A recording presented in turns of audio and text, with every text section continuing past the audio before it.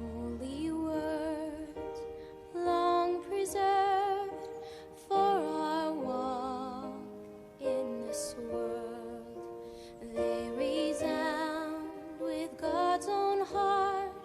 Oh, let the ancient words impart. Hello, dear friends. It has been a wonderful journey through this quarter as we're learning lessons of faith from the book of Joshua. We're now coming to the conclusion of our fourth quarter 2025 and we're on lesson 13. We're now closing this chapter or this quarter with the topic called Choose This Day. I hope you enjoyed the presentation that we've been doing and we're going to be blessed in this last presentation for this fourth quarter in the book of Joshua, Lessons of Faith. So on Sabbath afternoon, dear friends, read for this week's study Joshua chapter 24, Genesis chapter 4, verse 7, Deuteronomy chapter 17, verse 19, Deuteronomy chapter 5, verse 6, 1 Kings chapter 11, verse 2, verse 4, and verse 9, and 2 Timothy chapter 4, verse 7 to 8. Our text is coming from Joshua chapter 24, verse 15, and it reads, "And if it seems evil to you to serve the Lord, choose for yourself this day whom you will serve. But as for me and my house, we will serve the Lord." So, dear friends, the final chapter of Joshua is set in the context of a covenant renewal ceremony, but this time conducted by the aged leader of Israel. Although not a covenant itself, but rather a report of a covenant renewal ceremony, the chapter has elements of ancient Near Eastern suzerainty treaties. Number one, a preamble in which the suzerain, the initiator of the treaty, is identified. Number two, the historical prologue, which describes the relationship between the overlord and the vassal. Number three, the covenant stipulations asking the vassal to manifest total allegiance to the suzerain based on and motivated by gratitude. Number four, blessings for obedience and curses for breaking the covenant. Number five, witnesses to the pledge of the vassal. Number six, disposition of the document for future reading. And number seven, ratification of the covenant. Joshua is close to the end of his life. No replacement is on the horizon. The covenant renewal is a reminder to Israel that their king is Yahweh himself, and that if they remain loyal to him, they will enjoy his protection. Israel does not need a human king. As a theocratic nation, they have to ever keep in mind that their only king is the Lord. So, dear friends, let's read for this sixth lesson to prepare for Sabbath 27 December as we wrap up our quarter on Joshua Lessons of Faith. So on Sunday, with the subtopic, "You were there." Then Joshua gathered all the tribes of Israel to Shechem and called for the elders of Israel, for their heads, for their judges, and for their officers, and they presented themselves before God. Joshua chapter 24, verse 1. Shechem was the place where Abraham had built an altar upon his arrival in the land, and where God first gave him the promise of the land. See Genesis chapter 12, from verse 6 to 7. Now when the promise given to Abraham had been fulfilled, Israel renews the covenant with God at the very place where the first promise had been given. The appeal of Joshua recalls the words of Jacob too: "Put away the foreign gods which are among you." Joshua 24, verse 23. Compare with Genesis chapter 35, verse 2 to 4. The geography of the event in and of itself conveys the call to demonstrate undivided loyalty to the Lord, rejecting all other gods. Read Joshua chapter 24, from verse 2 to 13. What is the main thrust of God's message to Israel? So God is the main subject of the revealed past. I took, I gave, I sent, I plagued, I did, I brought you out, I delivered you, etc., etc. Israel is not the main protagonist of the narrative, but rather its object. It is God who created Israel. And when God intervened in the life of Abraham, they would have been serving the same idols. Israel's existence as a nation is not the merit of any of his ancestors, but the exclusive work of God's grace. The fact that the Israelites are settled in the land is not a ground for boasting, but the very reason why they should serve God. The Lord's speech contains a shift that occurs 5 times between you and they, the fathers. The fathers and this generation at Shechem are treated as one. Joshua is saying to show what Moses affirmed already in 25 verse 3. That the Lord did not make the covenant only with the fathers, but with all those present at the moment of Joshua's speech. The vast majority there now have not experienced the Exodus. Not all of them were at Horeb. Yet Joshua says that all of them were there. In short, the lessons of the past must be appropriated by each new generation. The God who worked for the ancestors in the past is ready to act on behalf of the present generations. So, dear friends, I want to to give this question for us to ponder. What are ways in which we can, as a church, have a better sense of corporate responsibility, that is, grasp the idea that what we do impacts everyone in the church? Let's move on to Monday. We have the subtopic, insincerity and truth. What did Joshua appeal to the Israelites to do? Joshua chapter 24, from verse 14 to 15. What does it mean to serve the Lord in sincerity and in truth? Joshua's appeal clearly expresses the fact that Israel has to decide to whether, through loyalty to their Creator, to keep their uniqueness and live in the land, or to fade back into being one among many idolatrous peoples with no clear identity, purpose, or mission. The choice is theirs. Joshua's appeal is twofold. Israel should fear the Lord and serve Him in sincerity and in truth. To fear the Lord does not mean a life of perpetual trembling and emotional insecurity. It rather refers to the reverence and awe that stem from the recognition of the unfathomable greatness, holiness, and infinity of God on the one hand, or our smallness, sinfulness, and finitude on the other. To fear God is a constant awareness of the magnitude of His demands, a recognition that He is not only our Heavenly Father, but also our Divine King. Such awareness will lead to a life of obedience to God. See Leviticus chapter 19, verse 14, Leviticus chapter 25, verse 17, Deuteronomy 17, verse 19, and 2 Kings chapter 17, verse 34. While fear describes the inner attitude that must characterize an Israelite, the practical outcome of reverence to God is service. So this service that is required of Israel is characterized by 2 Hebrew terms, in sincerity and in truth. The first term, tamim, is mostly used as an adjective to describe the perfection of the sacrificial animal. The second term that describes Israel's service is truth or faithfulness, Hebrew emet. The term generally connotes constancy and stability. It usually refers to God, whose character is intrinsically characterized by faithfulness, which is manifested toward Israel. A faithful person is somebody who is dependable and trustworthy.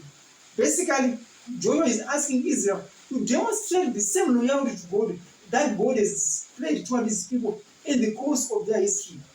It is not merely outward compliance with His requirements, but what springs from an undivided inner consistency of the heart. Their lives should reflect gratefulness to God for what He has done for them. Basically, it is how we today should relate to Jesus as well. So, dear friends, let me give this question to the floor. What does it mean to you to serve the Lord in sincerity and in truth? What are some of the distracting factors in your life that prevent your full devotion to God? So let's digest this question as we proceed with our lesson. So let's move on to Tuesday. Free to serve. That's the subtopic. As a true and faithful leader, Joshua respects the free will of his people and wishes that Israel would serve the Lord out of free choice rather than compulsion. That was exactly the point made by the deliberate use of the verb chosen. See Joshua chapter 24, verse 22. And the passages, Bahar, B-A-H-A-R, to choose, describes Yahweh's election of Israel. See Deuteronomy 7, verse 6 to 7, Deuteronomy 10, verse 15, and Deuteronomy 14, verse 2. Israel is free to say no to Yahweh after their divine election, but that would be nonsensical and absurd. Israel will say yes to God and continue to live, or they can turn their backs on Him and cease exist. What was Israel's response to Joshua's appeal? Joshua chapter 24, verse 6 to 18. Why do you think Joshua reacted to their answer in the way he did? Joshua chapter 24, verse 19 to 21. In their categorically positive answer, the Israelites recognize that the God of the patriarchs and of their fathers is now also our God. Joshua chapter 24, verse 7 to 18. Who they are willing to serve with undivided allegiance. After such an unquestionable affirmation of their loyalty, would they expect words of affirmation and encouragement from Joshua? However, this is not the case. The dialogue between Joshua and the people takes a radical turn, in which Joshua seems to play the role of the devil's advocate. He shifts from speaking about God's gracious providence in the past to threatening the Israelites with a picture of a God who is not easy to serve. Joshua knows the instability of the first generation, who promised to obey God in similar terms. Exodus chapter 19, verse 8, Exodus chapter 24, verse 3, Deuteronomy 5, verse 27. Yet who forgot their promises while the words were still on their lips. Exodus chapter 32. Thus, Joshua, by means of rhetoric, wants to make the Israelites aware of several things. First, the decision to serve God is a serious one. It will help to shape the entire nation according to God's revelation. The blessings of pursuing that goal are evident, but the consequences of disobedience must also be fully understood. Forgiveness of sins is not an unalienable right of humanity, but a miracle of God's grace. Second, the decision of the Israelites to serve God must be their own decision, not something imposed by a leader, even Joshua. Third, Israel must realize that humans cannot serve God in their own strength. Serving God is not achieved by a mechanical adherence to the stipulations of the covenant, but by a personal relationship with the serving Lord. Compare this with Exodus chapter 20, verse 1 to 2, and Deuteronomy 5, verse 6 to 7. Let's move on to Wednesday. We have the subtopic, the dangers of idolatry. So let's read Joshua chapter 24 from verse 22 to 24. Why would Joshua need to repeat his appeal to these Israelites to get rid of their idols? The threat of idolatry is not a theoretical one. Earlier on the plains of Moab, in a similar context, Moses asked for the same decision. Deuteronomy 30, verse 19 to 20. The gods that are in view now are not the ones of Egypt or those beyond the river, but they are found among them. Therefore, Joshua pleaded with these people to incline their hearts to the Lord. The Hebrew term used here, Natah, N-A-T-A-H, means to stretch, to bend. It describes a God who is expected to bend down and listen to prayers. 2 Kings chapter 19, verse 16, and Psalm chapter 31, verse 2 to 3, and Daniel chapter 9, verse 18. And it is also the attribute required of Israel later by the prophets, Isaiah chapter 55, verse 3, and Jeremiah chapter 7, verse 24. It is employed to indicate the apostasy of Solomon when his heart inclined towards foreign gods. 1 Kings chapter 11, verse 2, and verse 4 and verse 9. The simple human heart does not have the natural tendency to bend and listen to God's voice. It takes conscious decisions on our part to incline it toward fulfilling God's will. This right answer is literal reason. We will listen to his voice. This expression emphasizes the relational aspect of obedience. Israel is not as we truly follow lifeless rules. The covenant is about a living relationship with the Lord, which cannot be fully expressed by mere regulations. Israel's religion was never intended to be legalistic. Rather, it was the constant conversation in faith and love with a holy and merciful Savior. Even after the people's threefold promise to serve the Lord, which implies, as Joshua commanded, the removal of foreign gods from among them, There is no report that it actually happened. Throughout the entire book, it became customary to report on the fulfillment of Joshua's commands or those of Moses as examples of obedience. The lack of it now at the end of that book of the book leaves the plea of Joshua open-ended. The central appeal of the book to serve the Lord is not only for Joshua's generation, but also for each new generation of God's people who would read or hear this message. Dear friends, let me ponder. Let me put these questions to the floor for us to ponder. How often have you promised the Lord you will do something, but then you didn't? Why didn't you? What does your answer tell you about grace? Let's move on to Thursday, where the subtopic finishing well. Read the concluding words of the book of Joshua, written by an inspired editor. Joshua chapter 24, verse 29 to 33. How are these words not only looking back to Joshua's life, but also looking forward to the future? In the epilogue, reporting on the deaths of Joshua and Eleazar, the high priest brings the book of Joshua to a sobering end. By recounting together the burial of Joshua, the burial of Eleazar, and the burial of Joseph's bones, the author creates a contrast between the life outside the land and the beginning of life in the land. There's no need to wonder anymore. The earthly remains of these leaders don't have to be carried along with them. The patriarchs buried their relatives in a cave. Genesis chapter 23, verse 13, 19, and Genesis chapter 25, verse 9 to 10. On a plot purchased at Shechem, Genesis chapter 33, verse 19.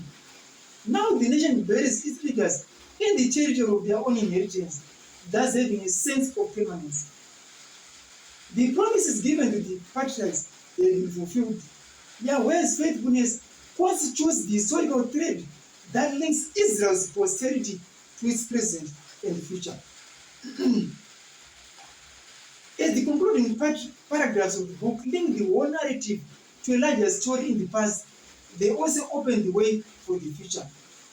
Ex-Archbishop of Canterbury, Lord George Carey, in a keynote speech delivered at Holy Trinity Church in Shrewsbury, declared that the Anglican Church was one generation away from extinction. In fact, the church is always one generation away from extinction. And so it was with the Old Testament people of God. A great chapter in the history of Islam comes to the end. Its future depends on what kind of answers it will give to the many questions that concern the future. Will Israel be loyal to their Lord? Will they be able to continue the unfinished task of possessing the whole land? Will they be able to cling to Yahweh and not get entangled in idol worship? A generation under Joshua has been faithful to the Lord, but will the next generation maintain the same spiritual direction that has been traced by its great leader? Each successive generation of God's people reading the book of Joshua must face these same questions. Their success depends on the nature of the answers they provide in their everyday lives and how they relate to the truths they have inherited.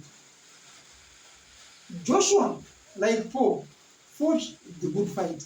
2 Timothy 4, verse 7. What was the key to Joshua's success? What decisions do you need to make today in order to finish with the same assurance of salvation? A mind-boggling question, a deep question it is.